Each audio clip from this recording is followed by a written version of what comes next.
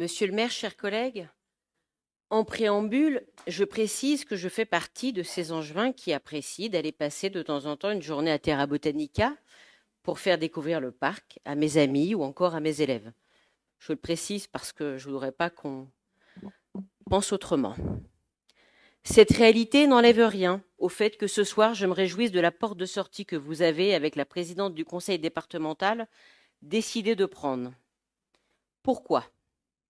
D'abord parce que je fais partie de celles et ceux qui ont toujours considéré que ce n'était pas du rôle de la collectivité de financer un parc d'attractions, parce que, et les chiffres sont écrits noir sur blanc dans la délibération 7, ce ne sont pas moins de 99,6 millions d'argent public qui ont été engloutis depuis 2010 dans Terra Botanica.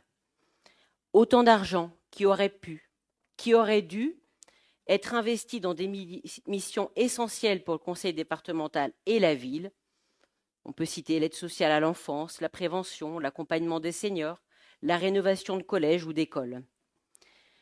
Parce qu'il est certain que vous avez, monsieur le maire, dans une autre instance, fait en sorte que la SEM Sodemel, devenue Alter, paie indûment 3 millions 100 d'euros à la SEM Sodemel pour masquer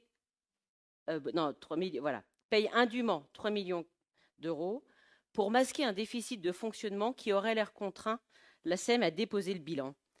Cela avait été écrit dans un rapport de la Chambre régionale des comptes et confirmé par le procureur qui avait admis la faute comptable. Et parce que, pour ne pas péricliter, un parc à thème nécessite des investissements réguliers, la solution proposée d'aller vers une privatisation du parc est sans doute la solution qui s'imposait. Pour autant, ce n'est pas sans question ou inquiétude pour l'avenir. Sommes-nous en capacité aujourd'hui de déterminer quelles ont été les retombées économiques de Terra Botanica pour le territoire, en termes de nuitées d'hôtel, de repas dans les restaurants, le panier moyen consommé par les visiteurs dans les magasins, un calcul qu'on sait faire pour des festivals ou des événements, et un calcul qui nous serait utile pour anticiper l'impact sur le maillage actuel des hôtels de la construction envisagée d'hôtels et de lodges à proximité du parc. J'ai toute confiance dans les capacités de nos services juridiques et financiers d'avoir veillé à trouver un accord qui tienne la route et que vous nous présentez ce soir. Pour autant, je m'interroge quant à la clé de répartition proposée. Ce fameux 90-10, comment ne pas avoir le sentiment que la ville puisse être lésée dans cette répartition ?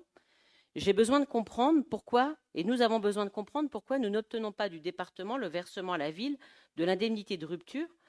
Globalement, je crains qu'avec cet accord, nous fassions un cadeau au conseil départemental au détriment des contribuables angevins.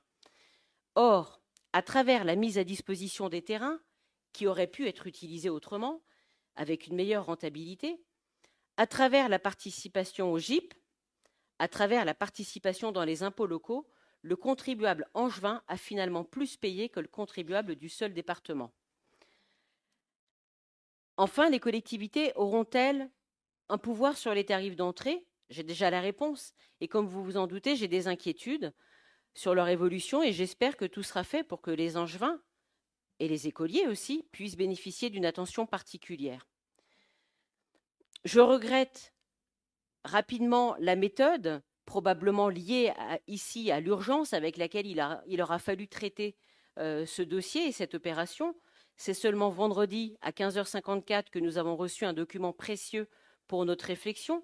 Le conseil départemental s'est prononcé ce matin même, le GIP se réunissait il y a quelques heures, et vous nous avez associés à 2 commissions des finances dédiées, mais les communiqués de presse étaient rédigés avant.